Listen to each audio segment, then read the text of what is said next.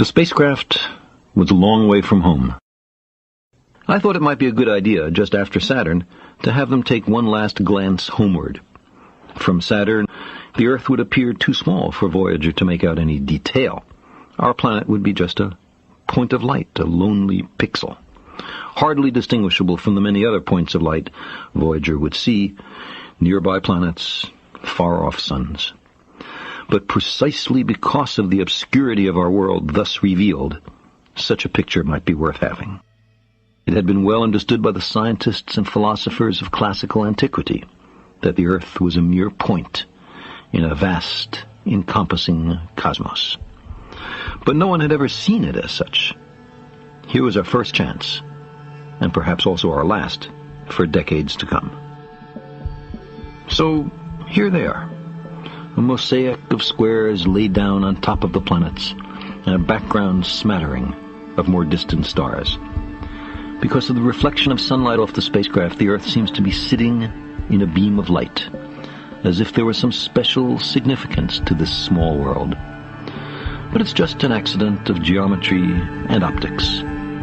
There is no sign of humans in this picture. Not our reworking of the Earth's surface, not our machines, not ourselves. From this vantage point, our obsession with nationalism is nowhere in evidence. We are too small. On the scale of worlds, humans are inconsequential, a thin film of life on an obscure and solitary lump of rock and metal. Consider again that dot. That's here. That's home. That's us. On it, everyone you love, everyone you know, everyone you ever heard of, every human being who ever was, lived out their lives. The aggregate of our joy and suffering, thousands of confident religions, ideologies, and economic doctrines, every hunter and forager, every hero and coward, every creator and destroyer of civilization, every king and peasant, every young couple in love, every mother and father, hopeful child, inventor and explorer, every teacher of morals, every corrupt politician, every superstar, every supreme leader, every saint and sinner in the history of our species lived there, on a mote of dust, suspended in a sunbeam. The Earth is a very small stage in a vast cosmic arena. Think of the rivers of blood spilled by all those generals and emperors, so that in glory and triumph they could become the momentary masters of a fraction of a dot. Think of the endless cruelties visited by the inhabitants of one corner of this pixel on the scarcely distinguishable inhabitants of some other corner.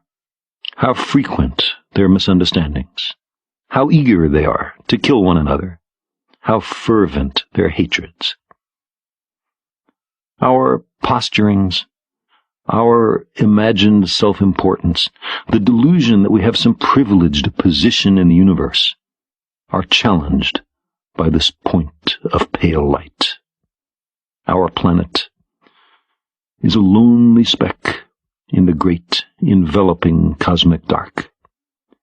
In our obscurity, in all this vastness, there is no hint that help will come from elsewhere to save us from ourselves. The Earth is the only world known so far to harbor life.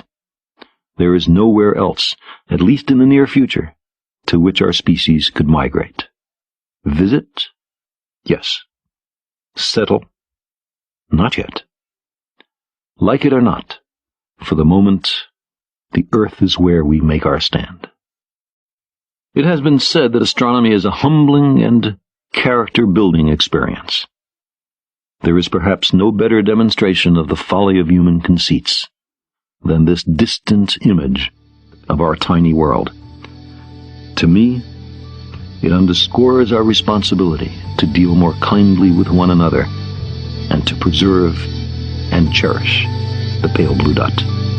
the only home we've ever known.